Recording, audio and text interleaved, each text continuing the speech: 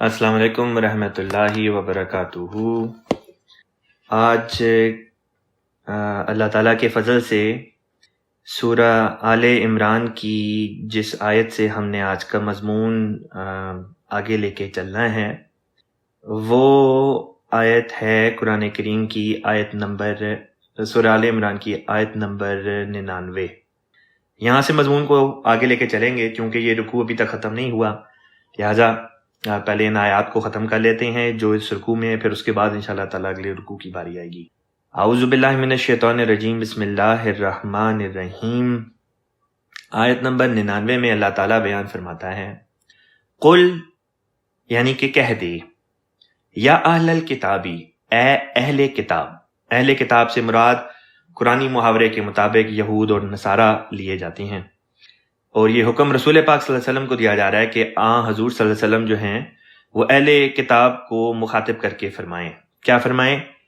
لما تکفرون، لما کیوں، تکفرون تم انکار کرتے ہو۔ اب یہ جو لفظ تکفرون ہے یہ مضارع کا صیغہ ہے۔ عربی زبان میں مضارع کہتے ہیں مستقبل کو بھی، یعنی جو چیز فیوچر میں آئے، اور حال کو بھی، حال یعنی کہ جو اس وقت ہو رہی ہے۔ تو اس کا دو طرح پہ ترجمہ ہوگا، ایک یہ کہ تم کیوں انکار کرتے ہو، لما تکفرون، کیوں تم انکار کرتے ہو، یہ حال کا ہو گیا، اور اگر اس کو مستقبل پہ کریں تو ترجمہ کریں گے تم کیوں انکار کرو گے۔ فرمایا لما تکفرون، تم کیوں انکار کرتے ہو، بآیات اللہ، اللہ کی آیات کا۔ وہ آیات کیا تھی ان کا ذکر اس سے پچھلی آیات میں گزر چکا ہے، جہاں پہ اللہ تعالیٰ نے خانہ کعبہ کا ذکر فرمایا، مکہ کا ذکر فرمایا، مقام ابراہیم کا ذکر فرمایا، حج کا ذکر کیا، اور متفرق باتیں جو اس سے پہلے گزر چکی ہیں ان باتوں کا ذکر آ جاتا ہے۔ پھر اس کے آخر پہ چل کے اللہ تعالیٰ نے یہ بات بیان فرمائی کہ قل یا اہل الکتابی لما تکفرون، یہ جو باتیں تمہارے سامنے خدا تعالیٰ کی آیات کا جو ذکر کیا گیا ہے تم کیوں ان سے انکار کرتے ہو۔ واللہ شہیدن، واللہ شہیدن، اور اللہ تعالیٰ گواہ ہے، اللہ ما تعملون، اس پر جو تم کرتے ہو۔ تعملون کہتے ہیں تم عمل کرتے ہو، یہ عمل کے جو عملہ جو مادہ ہے یہ اس سے نکلا ہے تعملون۔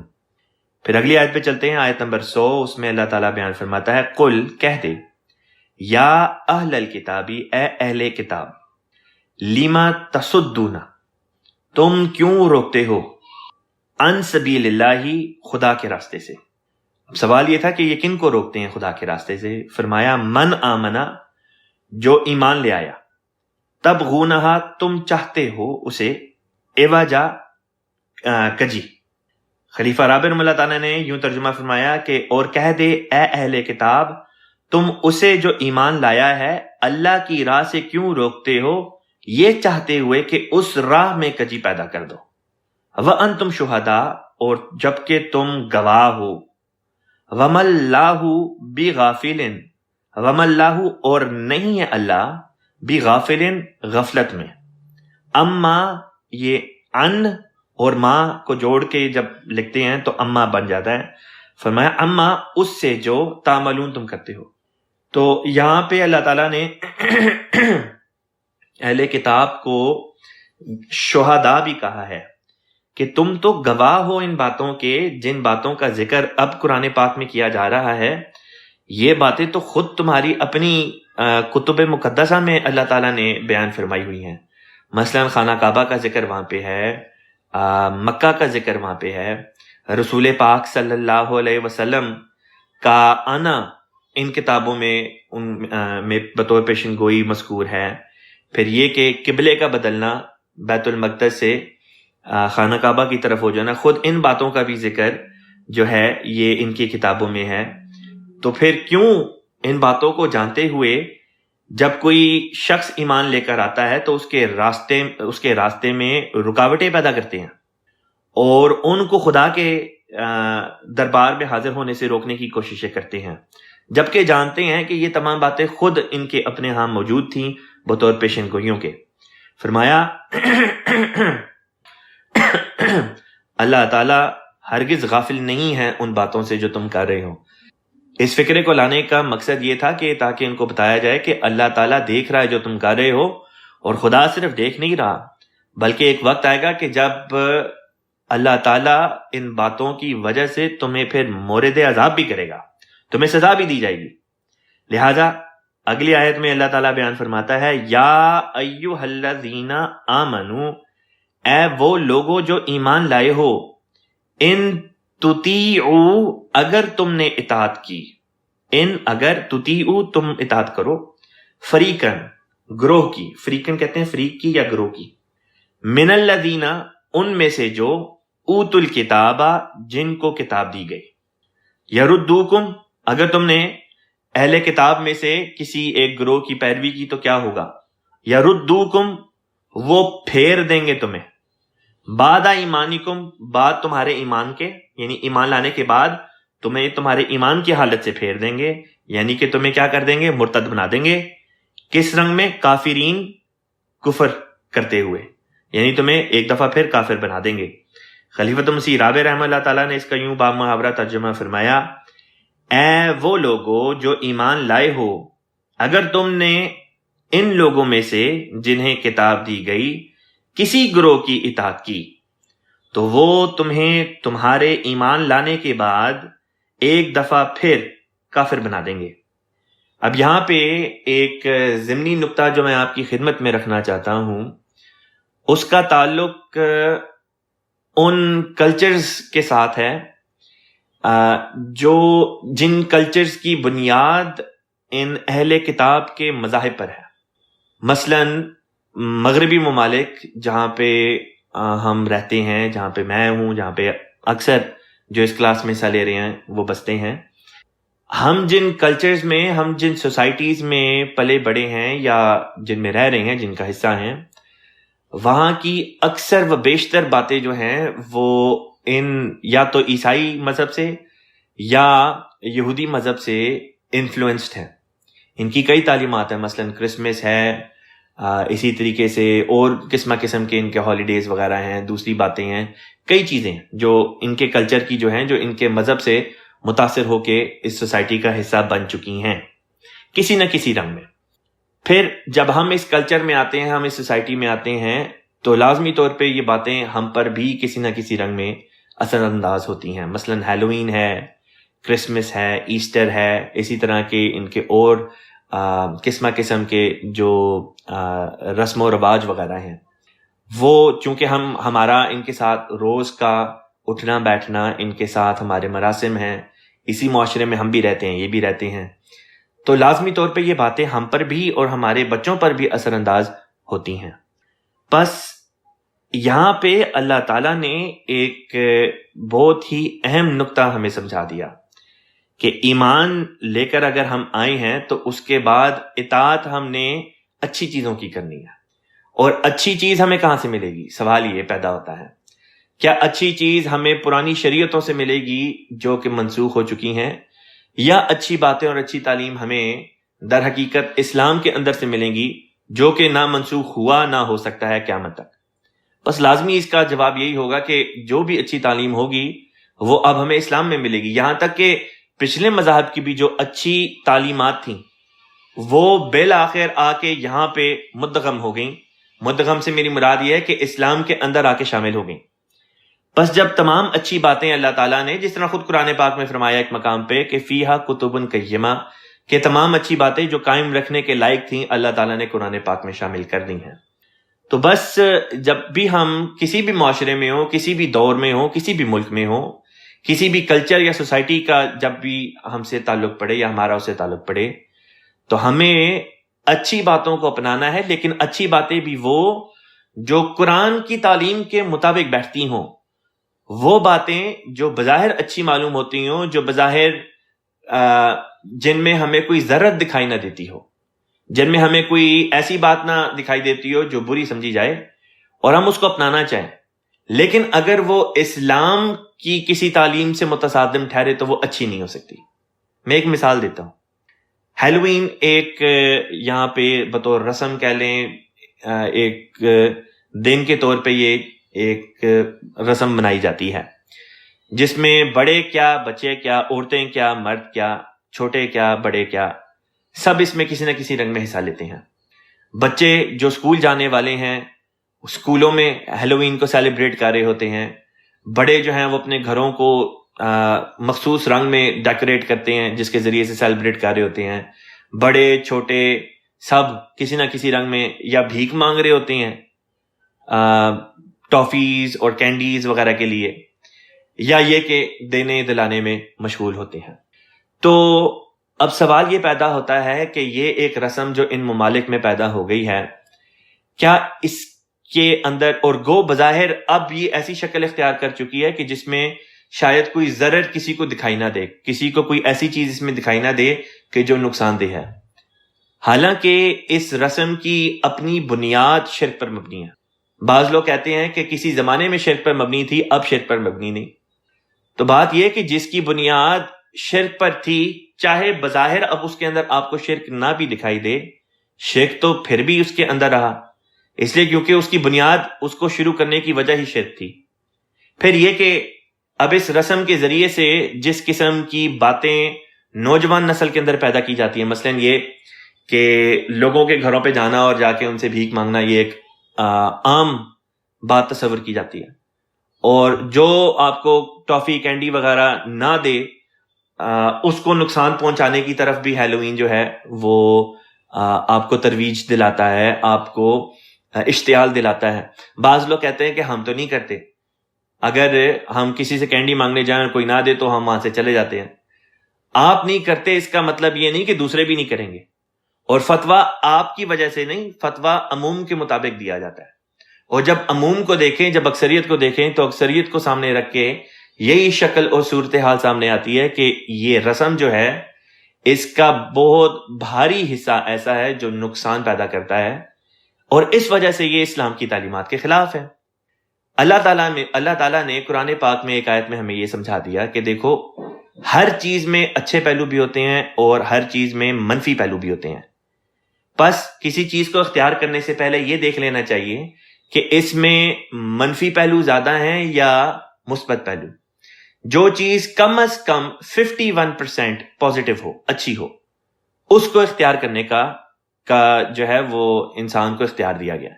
لیکن وہ چیز جس میں 51% نیگیٹیوٹی ہو, جس میں 51% کم از کم نقصان ہو, اس کو اختیار نہیں کرنا چاہیے, وہ چیز ہمارے لیے جائز نہیں.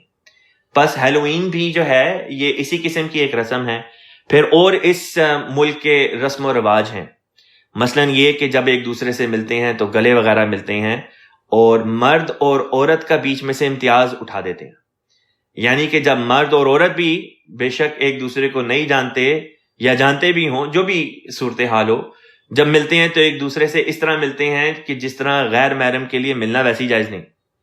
اور بعض لوگ جو اس قسم کے معاشرے سے متاثر ہوتے ہیں وہ کہتے ہیں کہ چونکہ ہم اس معاشرے میں رہتے ہیں لہٰذا ہمیں بھی یہ چیزیں کرنی چاہیے, اگر نہیں کریں گے تو ہم اس طرح ہو جائیں گے کہ گویا ہم ناشکرے ہیں. حالانکہ یہ بات ہی نہیں. اس بارے میں بھی میں نے پچھلی دفعہ کچھ گزارشات پیش کی تھی کہ ہمیں اسیمیلیشن کا جو یہ مضمون ہے کہ کسی معاشرے میں جب ہم اس کا حصہ بنتے ہیں تو اس کی ہر چیز کو نہیں اپناتے, ان میں سے وہ چیزیں اپناتے ہیں جو پازیٹیو ہوں اور جن کا اثر اچھا پڑے. بس کسی نے یہ اعتراض خلیفۃ المسیح خامس سیدہ اللہ تعالیٰ بن نصر عزیز کے سامنے بھی کیا تھا کہ جب تک آپ کے مرد ہماری عورتوں سے اور آپ کی عورتیں ہمارے مردوں سے ہاتھ نہیں ملائیں گے تب تک آپ لوگ ہمارے معاشرے کا حصہ نہیں بنیں گے. تو اس کے جواب میں پیارے آقا فرماتے ہیں کہ کسی ملک میں اسیمیلیٹ ہونے کے لیے یہی شرط نہیں ہوتی. اصل شرط کسی ملک میں پازیٹیو ان کا حصہ بننے کے لیے ضروری یہ ہے کہ آپ اس معاشرے میں اس ملک کی خدمت میں کیا کام کر رہے ہیں, کون سی سروسز ہے جو آپ پرووائڈ کر رہے ہیں. لہٰذا حضور فرماتے ہیں ہمارے احمدی ہیں جو ڈاکٹر بھی ہیں, جو ٹیچرز بھی ہیں, جو ملک کے سول شعبے میں بھی ہیں اور دوسرے سیکٹرز میں بھی کام کر رہے ہیں اور خدمت کا موقع جو ہے وہ خدمت کر رہے ہیں, چاہے وہ آرمی کے ذریعے سے ہو چاہے وہ کسی اور شعبے کے ذریعے سے ہو. تو یہ اصل اسیمیلیشن ہے, اس سے خدا نے نہیں روکا. لیکن اس قسم کی باتیں جو دوسرے مذاہب کے اثر کے تحت یا ایسی باتوں کے اثر کے تحت ہو جو اسلام کی تعلیمات کے خلاف جاتی ہوں, ان کو اختیار کرنے کا اللہ تعالیٰ نے ہمیں اختیار نہیں دیا. فرمایا کہ اگر تم ایسا کرو گے تو کیا ہوگا, یہ ہوگا کہ وہ تمہیں کافر بنا دیں گے. گو تم زبان سے تو کفر نہ کرو لیکن تمہارے عمل کافر والے ہو جائیں گے۔ لہٰذا اسی قسم کی باتیں دیکھی جاتی ہیں کہ جو لوگ اس قسم کے بیہیویئرز میں پڑتے ہیں بالآخر نمازوں سے بھی پیچھے ہٹ جاتے ہیں، چندوں سے بھی پیچھے ہٹ جاتے ہیں، پھر آہستہ آہستہ نظام جماعت پہ اعتراض کرتے ہیں، پھر نظام جماعت سے یہ بات آگے بڑھتی ہے اور خلیفہ وقت کے اوپر اعتراض کرتے ہیں، پھر جب خلیفہ وقت پہ اعتراض کر بیٹھتے ہیں تو پھر وہاں پہ بات نہیں رکتی، وہاں سے آگے بڑھتی ہے اور پھر حضرت مسیح موعود علیہ السلام تک ان کا ہاتھ جو ہے وہ دراز ہونا شروع ہو جاتا ہے، اور جب مسیح موعود علیہ السلام تک پہنچ گئے تو پھر وہاں سے اگلا قدم جب اٹھے گا تو لازمی طور پہ رسول پاک صلی اللہ علیہ وسلم کے خلاف اعتراضات کے رنگ میں اٹھے گا، اور جس نے رسول پاک صلی اللہ علیہ وسلم پہ بھی اعتراض کر دیا اس کا اگلا اعتراض لازمی طور پہ اللہ تعالیٰ کی ذات پہ پڑے گا، اور جب اللہ کی ذات پہ اعتراض پڑنے لگے تو ایسا شخص داعیہ ہو جاتا ہے، ایسا شخص داعیہ ہو جاتا ہے چاہے زبان سے خود کو مسلمان ہی کہتا رہے، حالانکہ لفظ مسلمان کا مطلب ہی یہ ہے کہ جو فرما بردار ہو جائے۔ ایسا شخص جو اعتراض کرے وہ فرما بردار کس طرح ہو سکتا ہے؟ کیا یہ بھی کبھی ہم نے دیکھا ہے کہ ایک شخص اپنے والدین کا فرما بردار ہو لیکن اعتراض بھی کرتا ہو اور بات بھی نہ مانتا ہو؟ بس یہ باتیں ممکن نہیں کہ ایک طرف خود کو فرما بردار بتائے یعنی مسلمان بتائے اور دوسری طرف فرما برداری بھی نہ کرے۔ بس یہ اصل میں حکم ہے، ایک ایسا گہرا حکم، ایسی گہری حکمت پر مبنی جو اللہ تعالیٰ نے ہمیں اس آیت میں بیان فرمایا۔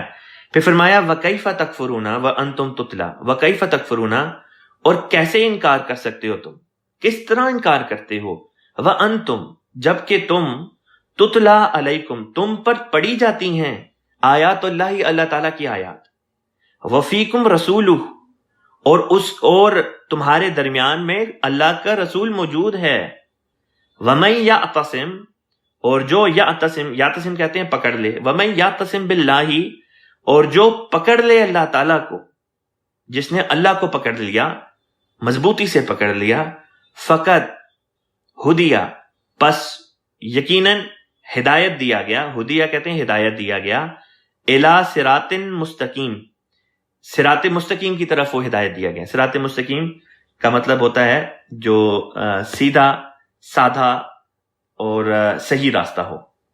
یہاں پہ یہ رکوع ختم ہوا، اگلے رکوع سے اب مضمون کو آگے چلاتے ہیں۔ یہاں پہ میں سب سے پہلے اس رکوع کی تلاوت کر دیتا ہوں۔ اعوذ باللہ من الشیطان الرجیم، یا ایہا الذین آمنوا اتقوا اللہ حق تقاتہ ولا تموتن الا وانتم مسلمون واعتصموا بحبل اللہ جميعا ولا تفرقوا واذکروا نعمت اللہ علیکم اذ کنتم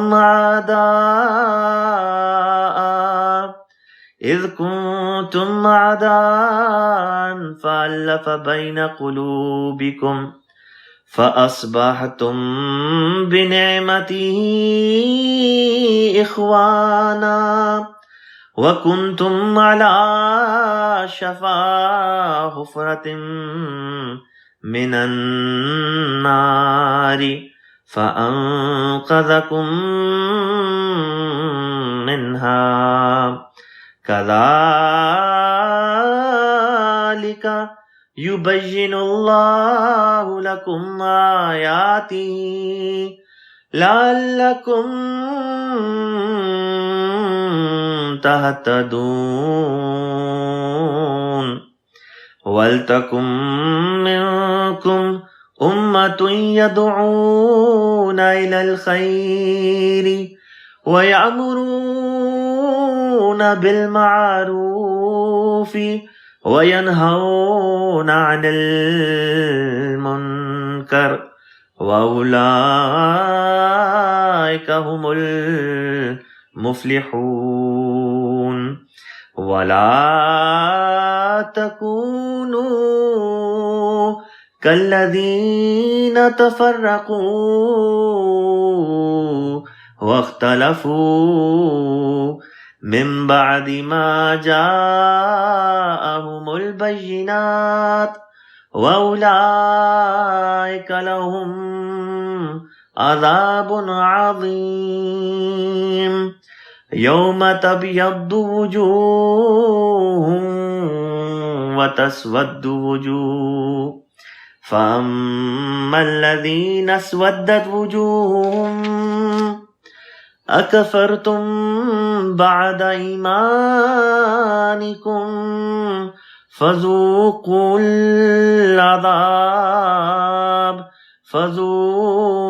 الْعَذَابَ بِمَا كُنْتُمْ تَكْفُرُونَ وَأَمَّا الَّذِينَ ابْيَضَّتْ وُجُوهُهُمْ فَفِي رَحْمَةِ اللَّهِ هُمْ فِيهَا خَالِدُونَ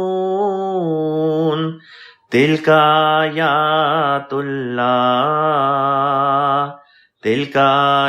اللَّهِ نَتْلُوهَا عَلَيْكَ بِالْحَقِّ وَمَا اللَّهُ يُرِيدُ ظُلْمًا لِلْعَالَمِينَ وَلِلَّهِ مَا فِي السَّمَاوَاتِ وَمَا فِي الْأَرْضِ وَإِلَى اللَّهِ تُرْجَعُ الْأُمُورُ۔ الحمدللہ یہاں پہ اس رکوع کی تلاوت ختم ہوتی ہے۔ یہ رکوع آیت نمبر 103 سے شروع ہوتا ہے، جس میں اللہ تعالیٰ بیان فرماتا ہے کہ یا ایھا الذین آمنو، اے وہ لوگو جو ایمان لائے ہو۔ فرمایا آگے آمنوا اتقوا اللہ، تقوی اختیار کرو اللہ تعالیٰ کا۔ لفظ تقوی کے بارے میں پہلے بھی کئی دفعہ میں بیان کر چکا ہوں۔ یہاں پہ آج تقوی کی میں وہ تعریف بیان کرتا ہوں جو حضرت نبی پاک صلی اللہ علیہ وسلم کے ایک صحابی نے بیان کی۔ غالباً میرے ذہن سے ان صحابی کا نام نکل گیا ہے، غالباً حضرت ابو ہریرہ رضی اللہ عنہ سے یہ روایت ہے کہ آپ سے کسی نے پوچھا کہ تقوی کس چیز کا نام ہے، تو آپ نے فرمایا کہ اگر تم کسی خاردار پگڈنڈی سے گزر رہے ہو، یعنی ایسے راستے سے گزر رہے ہو جس کے دونوں طرف کانٹے ہوں، تو تم کیا کرو گے، کس طرح چلو گے؟ تو شخص نے جواب دیا کہ میں اپنے کپڑے کو سنبھال کے چلوں گا کہ وہ ان کانٹوں میں الجھ نہ جائے۔ آپ نے جواباً فرمایا اسی کا نام تقوی ہے۔ بس نہایت ہی خوبصورت اور بڑی جامع ایک تعریف ہے یہ لفظ تقوی کی، جو صحابی نبی صلی اللہ علیہ وسلم سے یہ مروی ہے، اور اس پر آج کی دنیا کی تمام باتیں اطلاق پاتی ہیں کہ جب ہم معاشرے میں جاتے ہیں، ہم اپنے بچوں کو اسکول کالجز میں بھیجتے ہیں، نوکریوں کے لیے ہم خود باہر جاتے ہیں، کام وغیرہ کرتے ہیں، سوشلائز وغیرہ کرتے ہیں، چاہے ان پرسن ہو یا سوشل میڈیا کے ذریعے سے ہو، یعنی کہ ہماری زندگی کا ہر پہلو جو ہے، ہر پہلو میں کوئی نہ کوئی ایسی بات آ جاتی ہے جو کانٹوں سے مشابہت رکھتی ہے۔ اور لباس التقوی کا ذکر بھی جو ہے وہ اللہ تعالیٰ نے فرمایا کہ لباس تقوی کا بھی لباس ہوتا ہے۔ تو پس یہ جو تقوی کا لباس ہے، یعنی ہر معاملے میں اپنے آپ کو ان کانٹوں سے بچانا، اور کانٹوں سے مراد ہیں وہ چیزیں جو ہمیں خدا تک پہنچنے سے روکیں، وہ چیزیں جو ہمیں اسلام کی تعلیمات پر عمل کرنے سے روکیں، وہ باتیں جو خدا تعالیٰ کی خوشنودی کے بجائے خدا تعالیٰ کی ناراضگی مول لینے والا ہمیں بنا دیں۔ یہ تمام باتیں ہیں جن کو کانٹوں سے تشبیہ دی گئی ہے، بس ان تمام باتوں سے بچنا ہے۔ فرمایا حق کا تقاتی ہی، اللہ کا تقوی اختیار کرو جیسا کہ اس کے تقوی کا حق ہے۔ ولا تموتن، اور تم نہ مرنا، لا تموتن، تم نہ مرنا، ہرگز نہ مرنا، الا سوائے اس حالت میں وانتم کہ تم ہو مسلمون، مسلمان، یعنی کہ تم ہر وقت مسلمان ہونے کی حالت میں رہو۔ اور اس بارے میں نے جیسے تھوڑی دیر پہلے بتایا تھا کہ زبان سے خود کو مسلمان کہہ دینا کوئی حیثیت نہیں رکھتا۔ انسان اپنے منہ سے، اپنی زبان سے لاکھ خود کو مسلمان کہے، لیکن اگر اس کے عمل اسلام کے مطابق نہیں تو خدا کی نظر میں وہ مسلمان کہلانے کا مستحق نہیں ہو سکتا، چاہے زبان سے جتنی دفعہ خود کو کہے کہ وہ مسلمان ہے۔ پس اس آیت میں در حقیقت سبق جو دیا وہ یہ دیا کہ دیکھو ہر وقت خدا تعالیٰ کے تابع فرمان رہنا، ہر وقت اللہ تعالیٰ کا فرما بردار بندہ بن کے رہنا، یا یہ کہ خدا تعالیٰ کی فرما بردار بندی بن کے رہنا، کیونکہ کس کو پتا موت کب آ جائے۔ ایک دفعہ رسول پاک صلی اللہ علیہ وسلم نے اپنی ایک حدیث میں بیان فرمایا کہ توبہ کا دروازہ کھلا ہے یہاں تک کہ موت آ جائے۔ تو ایکسپلین کر دیا خود کہ اس سے مراد کیا تھی، کیونکہ بعض لوگ یہ کہتے ہیں کہ ساری زندگی گناہ کرتے رہو اور جب موت کی حالت طاری ہو جائے، جسے ہم غرغرے کی حالت کہتے ہیں یا نزع کی حالت کہتے ہیں، اس وقت انسان جو ہے وہ کلمہ پڑھ لے تو اس کے سارے گناہ جو ہیں وہ بخشے جائیں گے۔ یہ تو دین کے ساتھ مذاق ہوا۔ دین کی غرض تو یہ نہیں تھی کہ ساری زندگی گناہوں میں گزار دے اور جب موت سامنے کھڑی دکھائی دے رہی ہے تو اس وقت جو ہے انسان کلمہ پڑھ لے تو جناب سارے گناہ جو ہیں وہ بخشے گئے اور انسان جنتی بن کے خدا کے حضور حاضر ہو جائے۔ اس طرح نہیں ہوتا۔ اگر اس طرح ہوتا تو فرعون کو بھی اللہ تعالیٰ بخش دیتا۔ فرعون کے بارے میں آتا ہے کہ جب اس نے ساری زندگی اپنی اسی طرح گناہوں میں گزاری، لوگوں سے اپنی پرستش کرواتا رہا، ظلم و تعدی کرتا رہا بے گناہوں پہ، اور جب موسیٰ علیہ الصلوۃ والسلام کے ذریعے سے نشانات ظاہر ہوئے، بالآخر اس نے کہا کہ ٹھیک ہے موسیٰ علیہ السلام جو ہیں وہ اپنی قوم کو لے کے وہاں سے چلے جائیں، بنی اسرائیل کو، اور جب جانے کی خود ہی اجازت دے دی تو پھر بعد میں غصے میں پیچھے پڑ گیا اور پیچھا کرنے لگ گیا، اور جب بحیرہ احمر کے کنارے پہ پہنچتا ہے تو دیکھتا ہے کہ اس میں سے موسیٰ علیہ السلام اپنی قوم کو لے کے گزرے ہیں، تو پیچھے گھوڑے دوڑا دیتا ہے۔ اتنے میں پانی کا جو مد و جزر کا عمل تھا وہ ختم ہو جاتا ہے اور پانی واپس آ کے مل جاتا ہے، اس طرح پر کہ موسیٰ علیہ السلام کی قوم تو اس میں سے صحیح سلامت گزر جاتی ہے، لیکن جب فرعون کی آرمی بالکل بیچ میں ہوتی ہے اور فرعون ایک چٹان کے اوپر کھڑا ہوتا ہے اور دیکھ رہا ہوتا ہے، اس وقت آ کے تو جو پانی ہے وہ واپس مل جاتے ہیں، اس سمندر کا پانی آپس میں مل جاتا ہے، اور اس طرح پر اس کی قوم اس کی آنکھوں کے سامنے غرق ہو جاتی ہے اور وہ خود بھی غرق ہو جاتا ہے۔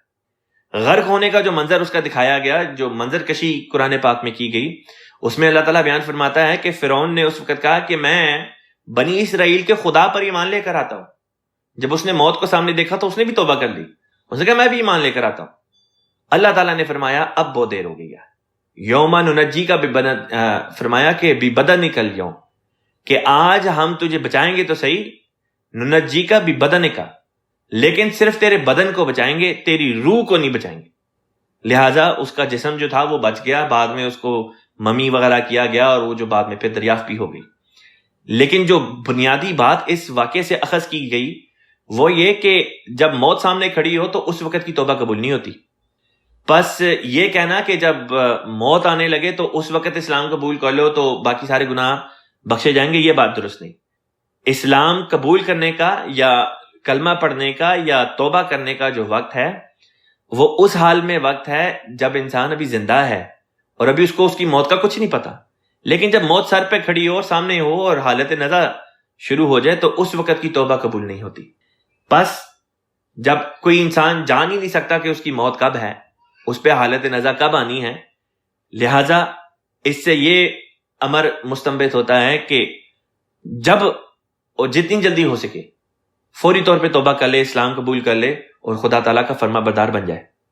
خلیفۃ مسیح رابع رحمہ اللہ تعالیٰ نے یہاں پہ فٹ نوٹ دیا ہے، میں پڑھ دیتا ہوں۔ آپ بیان فرماتے ہیں لا تموتن الا وانتم مسلمون کا یہ مطلب نہیں ہے کہ مرنے سے پہلے مسلمان ہو جاؤ، کیونکہ موت تو انسان کے اختیار میں نہیں ہے۔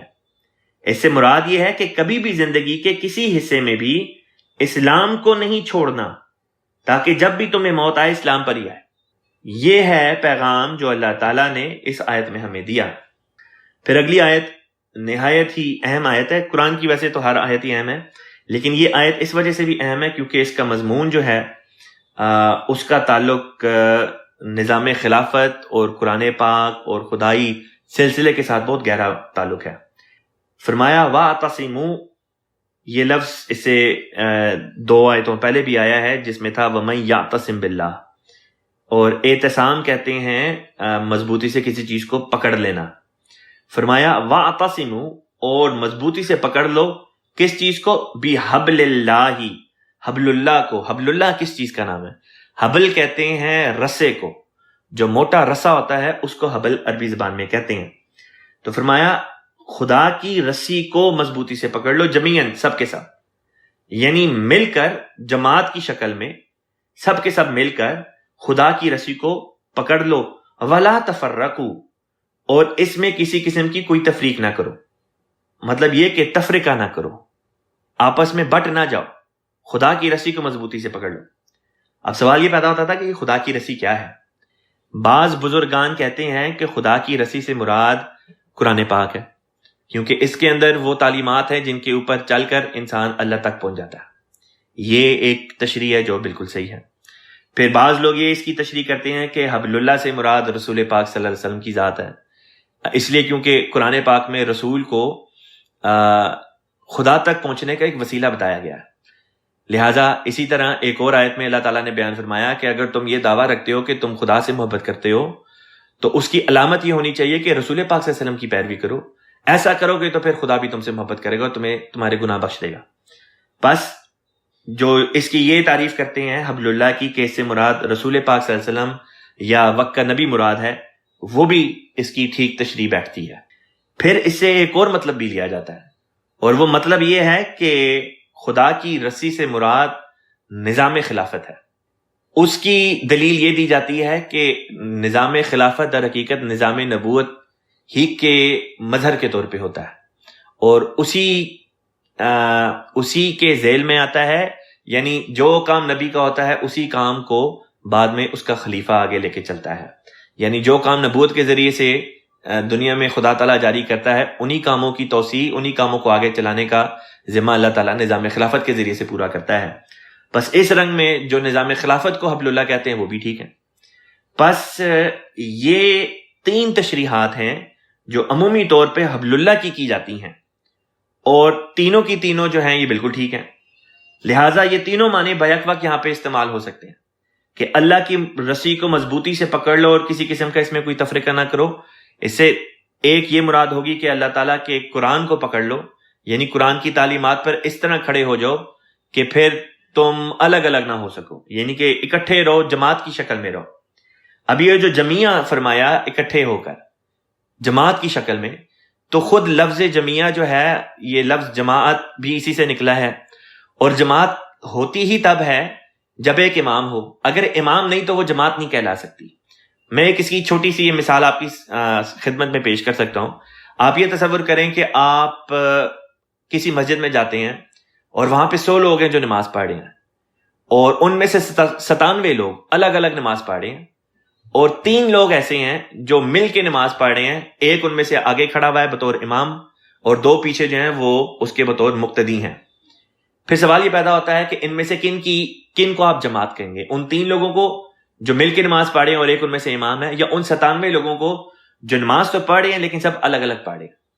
تو اس کا لازمی یہی جواب ہوگا کہ وہ 3 لوگ جن کا ایک امام ہے وہ جماعت ہے، وہ 97 لوگ جن کی میجورٹی ہے لیکن ان کا کوئی امام نہیں، وہ جماعت نہیں کہلا سکتے۔ بس یہاں پہ بھی لفظ جماعت، یہ جو جمیعہ آیا، اس میں بھی یہ نقطہ جو تھا یہ اللہ تعالیٰ نے ہمارے لیے بیان کر دیا کہ خدا تعالیٰ کی رسی کو مضبوط کرنے کے لیے جماعت کی شکل اختیار کرنا بڑا ضروری ہے۔ جماعت میں ہو کے آپ خدا کی رسی کو پکڑ سکتے ہیں، اکیلے نہیں پکڑ سکتے۔ مثلاً بعض لوگ کہتے ہیں کہ امام وقت پر ایمان لانے کی کیا ضرورت ہے، مسیح موعود کو ماننے کی کیا ضرورت ہے، خلافت کی بیعت کرنے کی کیا ضرورت ہے، کیا ہم ویسے مسلمان نہیں؟ بالکل مسلمان ہیں۔ اگر ایک انسان کہتا ہے کہ وہ مسلمان ہے تو وہ مسلمان ہے، لیکن سوال یہ ہے کہ مسلمان پر کیا کیا چیزیں لازم ہیں، یہ کون فیصلہ کرے گا؟ اللہ فیصلہ کرے گا کہ انسان؟ لازمی طور پہ اللہ فیصلہ کرے گا۔ اسی اللہ نے تو یہ فیصلہ کیا ہے کہ خلافت کے ساتھ مضبوطی سے جڑنا لازم ہے ہر مومن پر۔ ہر شخص جو خود کو مسلمان کہتا ہے، مومن کہتا ہے، اس کے لیے لازمی ہے کہ وہ اپنے آپ کو خلافت کے نظام کے ساتھ وابستہ بھی کرے۔ یہ نہیں ہو سکتا کہ وہ خود کو مومن بھی کہے اور دوسری طرف خلافت کا منکر بھی ہو۔ یہ نہیں ہو سکتا کہ خود کو مسلمان بھی کہے لیکن ساتھ میں رسول پاک صلی اللہ علیہ وسلم کا بھی منکر ہو اور قرآن کی باتوں کا انکار کرتا ہو۔ بس لفظ جمیعہ کے اندر اللہ تعالیٰ نے ہمیں یہ لفظ جو ہے اس کے ذریعے سے یہ ہمیں اللہ تعالیٰ نے حکمت سمجھا دی کہ اعتصام باللہ یعنی خدا کی رسی کو پکڑنے کا بہترین ذریعہ جو ہے، جو صحیح ترین رستہ ہے، وہ یہی ہے کہ بطور جماعت کی شکل میں اس کو پکڑا جائے، نہ کہ فردن۔ اسی لیے فرمایا ولا تفرقوا، کہ جماعت میں داخل ہو جانے کے بعد پھر جماعت کو پھاڑنے کا جو ہے وہ ذریعہ نہیں بننا، جماعت میں تفریقہ پیدا نہیں کرنا، اور مل کے خدا کی رسی کو جب پکڑا جاتا ہے تو اس کے جون سے بھی مطلب لے لیں۔ تو تین مطلب تھے جو میں نے سامنے رکھے تھے، قرآن پاک، رسول پاک اور نظام خلافت۔ لہٰذا جو بھی مطلب لیں گے ان تینوں مطلب کو ان کے اوپر صحیح طریق پر عمل کرنے کا ذریعہ نظام خلافت کے ذریعے ہی سے ہوگا اس دور میں۔ اس کی مثال یہ، مثلا سب سے پہلا مطلب تھا قرآن پاک۔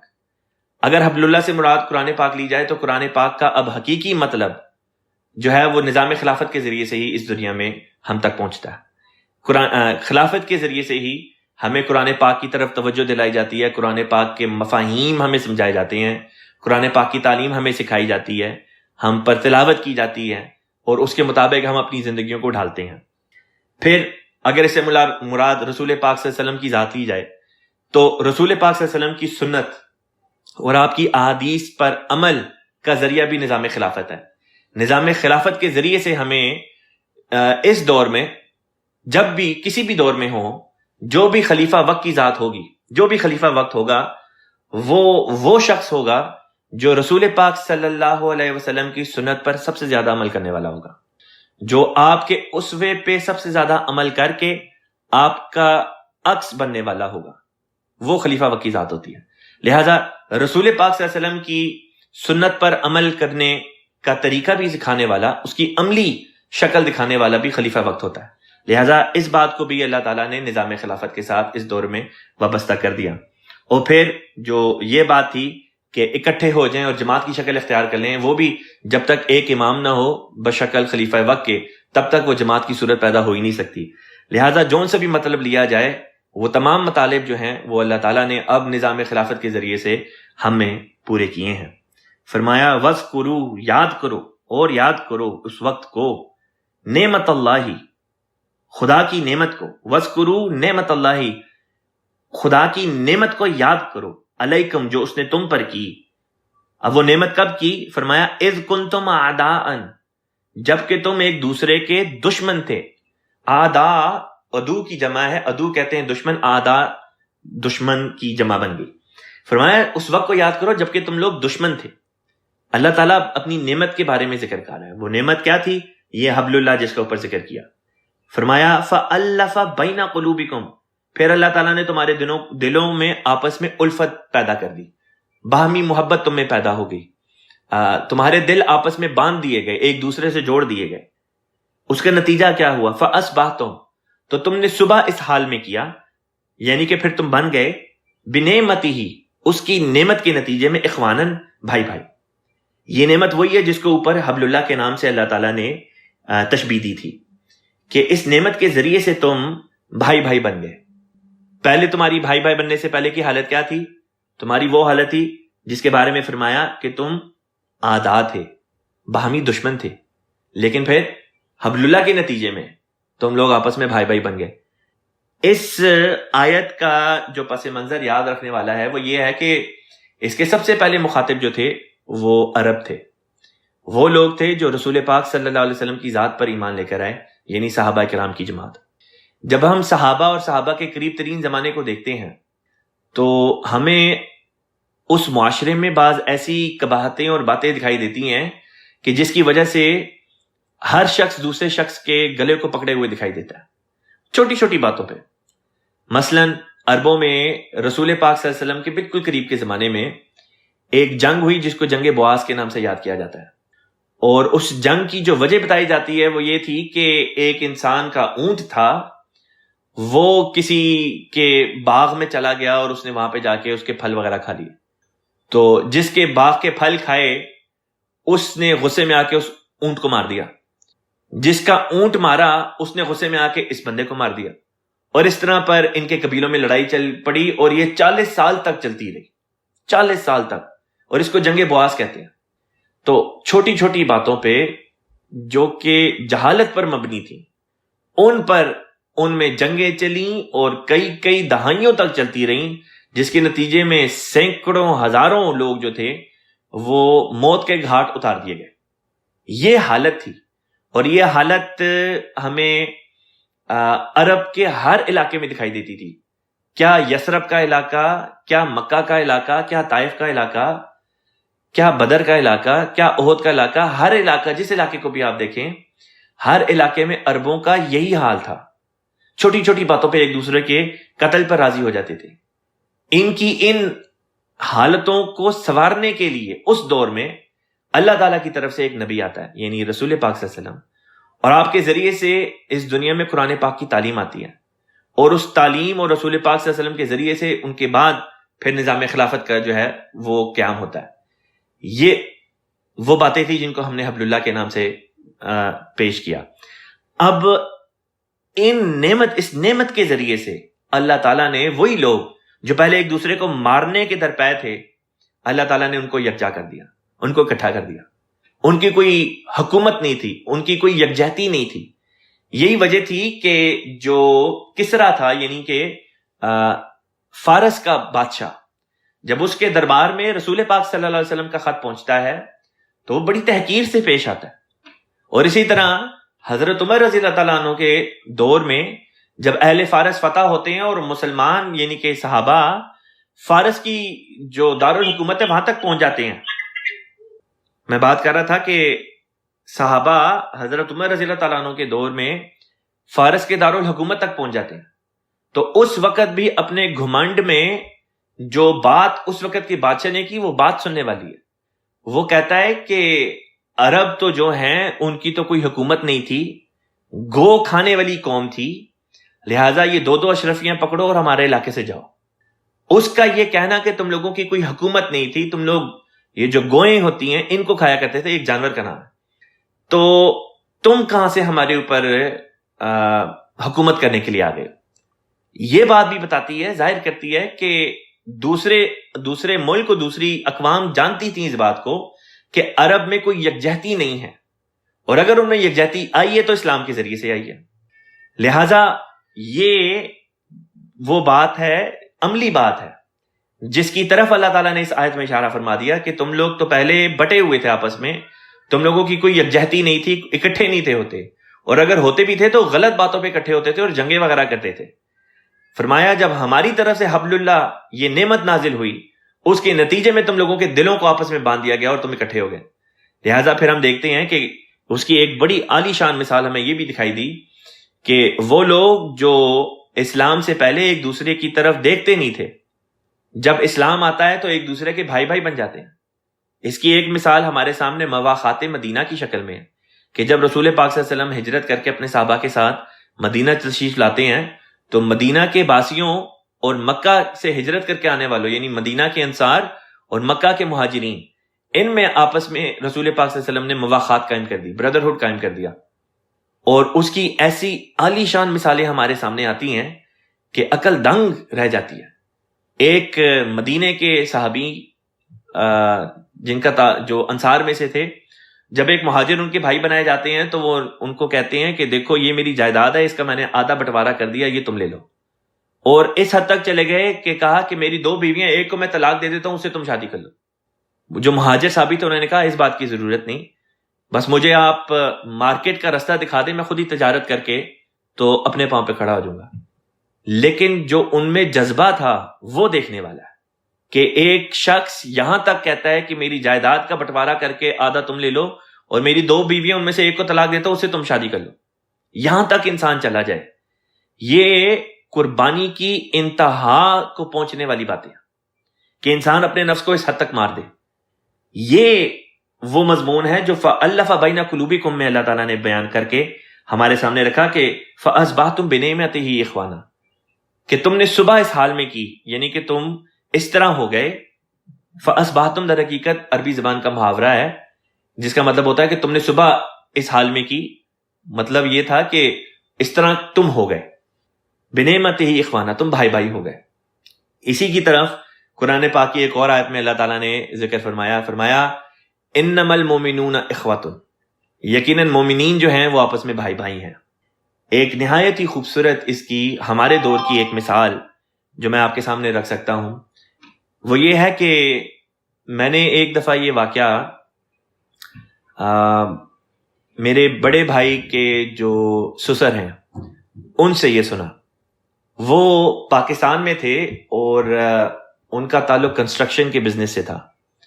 لہٰذا ایک دفعہ وہ کراچی گئے اور ان کے ساتھ ان کا غالباً بزنس پارٹنر تھا جو کہ غیر احمدی تھا اور غالباً سنی تھا. تو وہ کہتے ہیں کہ یہ دونوں کراچی گئے اور احمدیت کے بارے میں بات چل پڑی, اور یہ بات چل پڑی کہ کس طرح پر اللہ تعالیٰ نے قرآن پاک میں مومنوں کی ایک صفت یہ بیان کی ہے کہ وہ آپس میں بھائی بھائی ہیں, ان کے دل آپس میں جڑے ہوئے ہوتے ہیں. جیسے اس آیت میں آیا کہ فَأَلَّفَ بَيْنَ قُلُوبِكُمْ فَأَصْبَحْتُمْ بِنِعْمَتِهِ إِخْوَانًا.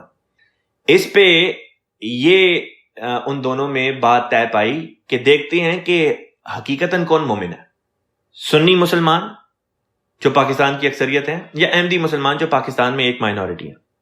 اور اس کا طریق انہوں نے لٹمس ٹیسٹ یہ اختیار کیا. انہوں نے کہا کہ چلو رات کا وقت ہے تو اس شہر میں کسی کو نہیں جانتا, کسی احمدی کو نہیں جانتا, اس شہر میں تم بھی کسی سنی کو اس طرح سے شاید نہیں جانتے. ایسا کرتے ہیں کہ میں کسی احمدی کا پتہ کرا کے میں کسی احمدی کے گھر پہ جا کے دستک دیتا ہوں اور میں انہیں کہتا ہوں کہ میں ایک احمدی ہوں اور اس طرح سے مجھے رات بسر کرنے کے لیے جو ہے وہ اگر وہ ٹھہرنے دے اپنے گھر پہ. اسی طرح تم بھی کسی مسلمان کے گھر چلے جاؤ جن کو تم مسلمان سمجھتے ہو اور جا کے تم بھی یہی بات کہو, اور پھر اگلے دن ملتے ہیں. جب اگلے دن ان کی ملاقات ہوئی تو اس میں انہوں نے بتایا کہ احمدی جو تھا وہ تو بڑی آسانی سے اس کو دوسرے احمدی نے کہا کہ ہاں جی سو بسم اللہ آپ آئیں آ کے ہمارے گھر میں رات رہیں. جو دوسرا بندہ تھا اس نے کہا کہ میں نے ایک گھر کے دروازے پہ دستک دی, میں نے کہا جی میں سنی مسلمان ہوں, سفر میں ہوں, مسافر ہوں, مجھے رات ٹھہرنے کے لیے آپ کے گھر میں جگہ مل سکتی ہے. اس بندے کو گالیاں دے کے وہاں سے نکال دیا گیا. اس نے دوسرے گھر کی راستہ لیا, دوسرے گھر پہ بھی یہ ہوا, تیسرے گھر پہ گیا, تیسرے گھر پہ بھی یہ ہوا. اس کے بعد وہ ہوٹل چلا گیا اور وہاں پہ جا کے اس نے رات گزاری. تو یہ ایک بڑی چھوٹی سی مثال ہے جو میں نے اس مفہوم کو سمجھانے کے لیے آپ کی خدمت میں پیش کی ہے کہ اس دور میں بھی جو حقیقی تعریف مومن کی ہے, جو حقیقی طور پہ تعریف مسلمان کی بنتی ہے قرآن اور رسول پاک صلی اللہ علیہ وسلم کے مطابق, وہ اس دور میں اگر کسی کے اوپر پوری طور پر اطلاق پاتی ہے تو وہ احمدی مسلمان ہے. اور ہم پر بھی تبھی اطلاق پائے گی اگر ہم نظام خلافت کے ساتھ کامل طور پر وابستگی اختیار کریں اور خلیفہ وقت کی بات پر لبیک کہیں. ورنہ اگر تو خلیفہ وقت ہمیں ایک طرف بلائے اور ہم دوسری طرف چلے جائیں, خلیفہ وقت ہماری توجہ کو ایک طرف پھیرے اور ہم اپنی توجہ کا مرکز کسی اور چیز کو بنا لیں, خلیفہ وقت ہمیں خاص قربانی کی طرف لے کر آئے اور ہم کسی اور طرف جا کے قربانی کرنے والے ہو, تو لازمی طور پر ہم اس آیت کے نیچے نہیں آ سکیں گے, اس سے فائدہ نہیں اٹھا سکیں گے, کیونکہ پھر ہم نے حبل اللہ سے فائدہ نہیں اٹھایا. حبل اللہ ہمیں موجود تو ہے لیکن فائدہ ہم نے اس سے نہیں اٹھایا. جیسے کہ پچھلی آیت میں بتایا اللہ تعالیٰ نے کہ ان میں خدا کا رسول موجود تھا لیکن انہوں نے فائدہ نہیں اٹھایا. بس اس نعمت کا ہمیں موجود ہونا اس بات کا تقاضا کرتا ہے کہ ہم نظام خلافت سے مضبوطی کے ساتھ پیوند ہو جائیں. ہمیں ایک کامل طور پر پیوند جو ہے وہ اختیار ہمیں کرنے کی اللہ تعالیٰ توفیق دے.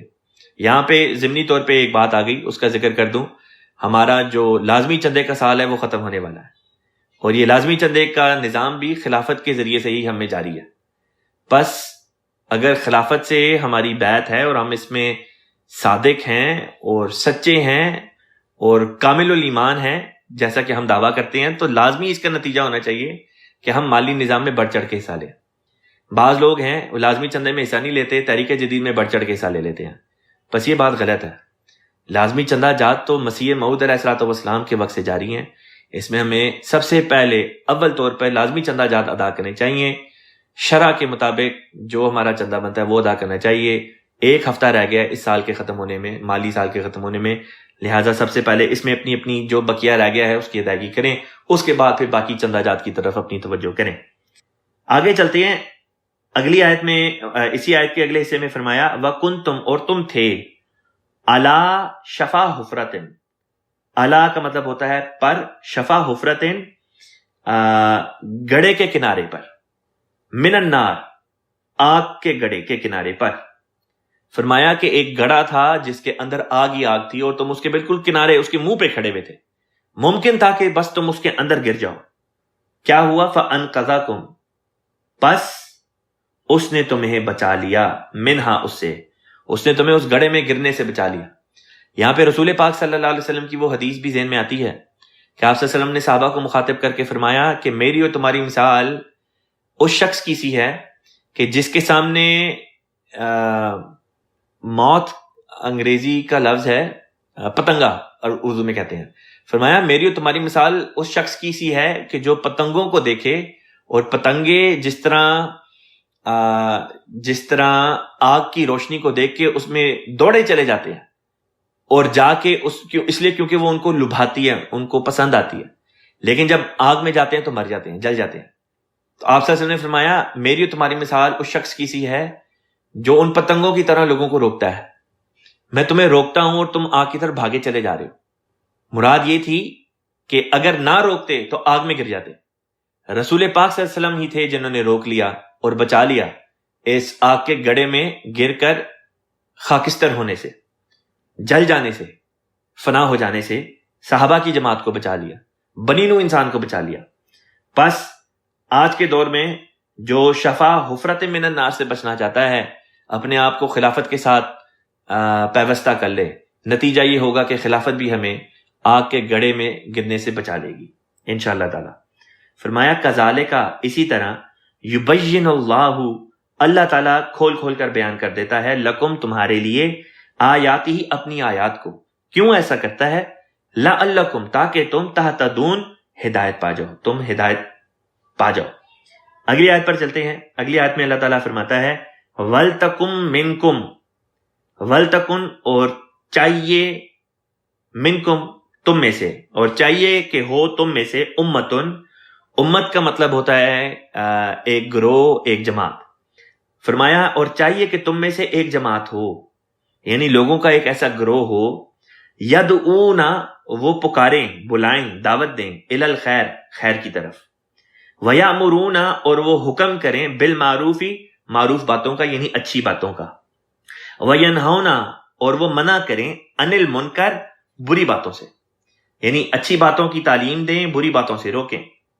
فرمایا وَأُولَئِکَ اور یہی تو وہ ہیں، ہم المفلحون وہی جو مفلح ہیں، مفلح کہتے ہیں کامیاب ہونے والے، فلاح پانے والے۔ اب اس آیت میں جو لفظ معروف آیا ہے اس کے بارے میں خلیفۃ مسیح رابع رحمہ اللہ تعالیٰ نے ایک نہایت مدلل بحث اٹھائی اپنی تعلیم القرآن جو قرآن کلاس تھی، ترجمۃ القرآن کلاس میں آپ نے بیان کیا، اور حضور نے جو مثال دی، فرمایا کہ اس وقت جب حضور یہ کلاس پڑھا رہے تھے، فرمایا کہ اس وقت امیر جماعت USA کی طرف سے ایک خط حضور کی خدمت میں آیا جس میں تھا کہ خدام جب عہد اپنا کرتے ہیں، مجلس خدام الانبیاء، تو اس میں آتا ہے کہ خلیفہ وقت کی ہر معروف بات میں اطاعت کریں گے۔ تو یہ اعتراض پیدا ہوا بعض لوگوں کے ذہنوں میں کہ کیا اسے یہ مطلب ہے کہ خلیفہ وقت ایسی بات بھی کر سکتا ہے جو معروف نہ ہو؟ تو یعنی کہ اگر جو بات معروف نہیں ہوگی اس میں خلیفہ وقت کی اطاعت نہیں کریں گے، جو معروف ہوگی اس کی اطاعت کریں گے۔ تو اس کا جو جواب، اس سوال کا یا اس اعتراض کا جو جواب بنتا تھا وہ خلیفۃ مسیح رابع رحمہ اللہ تعالیٰ نے یوں بیان فرمایا کہ دیکھیں اللہ تعالیٰ نے قرآن پاک میں رسول پاک صلی اللہ علیہ وسلم کے لیے بھی یہی لفظ استعمال فرمایا کہ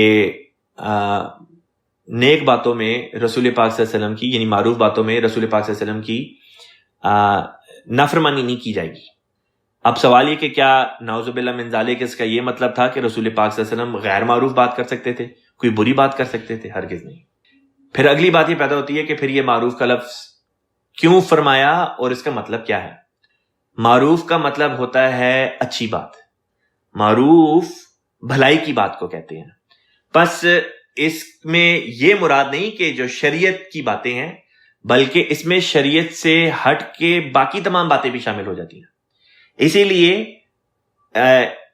معروف کے ذریعے سے اچھی باتوں کا دائرہ چھوٹا نہیں ہوتا بلکہ اور وسیع ہو جاتا ہے۔ اسی کے بیچ میں شریعت بھی ہے، شریعت کا دائرہ معروف کے اندر داخل ہے اور معروف کا دائرہ اسے باہر ہے اور وسیع تر اس کو کر دیتا ہے۔ لہذا اسی لیے فرمایا کہ پہلے معروف بات کا وہ رکھا کہ وہ معروف بات جو ہے اس کی تعلیم دیتے ہیں، اور پھر آگے فرمایا ینہون عن المنکر، بری باتوں سے روکتے ہیں۔ بس یہ جو معروف بات ہے یہ ہمیں اور اچھی باتوں کی طرف لے کر آتی ہے، نہ کہ یہ ہمیں یہ بتایا کہ نعوذ باللہ من ذالک خلفاء یا انبیاء جو ہیں وہ کوئی غیر معروف بات بھی کر دیتے ہیں۔ پھر اگلی آیت پہ چلتے ہیں۔ اگلی آیت میں اللہ تعالیٰ نے یہ فرمایا وَلَا تَكُونُوا کا مطلب ہوتا ہے اور نہ بن جاؤ، کالذین ان لوگوں کی طرح تفرقوا جنہوں نے تفرقہ کیا، واختلفوا اور اختلاف کیا، من بعد ما بعد اس کے جو جاءہم البینات بعد اس کے کہ ان کے پاس کھلے کھلے نشانات آ چکے تھے، وَأُولَئِکَ اور یہی وہ لوگ ہیں، لہم ان کے لیے ہے عذاب عظیم عذاب بہت بڑا، یعنی وہ لوگ جو ایمان لاتے ہیں، ایمان لانے کے بعد تفرقہ کرتے ہیں، فرقہ واریت اختیار کرتے ہیں، واختلفوا اختلاف کرتے ہیں بعد اس کے کہ کھلے کھلے نشان ان کے پاس آ چکے ہوں، ایسے لوگوں کو اللہ تعالیٰ عذاب میں مبتلا کرتا ہے، ان کو عذاب کی بشارت اللہ نے دی۔ یوم تبیض اس دن جس دن تبیض کا مطلب ہوتا ہے روشن ہو جائیں گے، منور ہو جائیں گے۔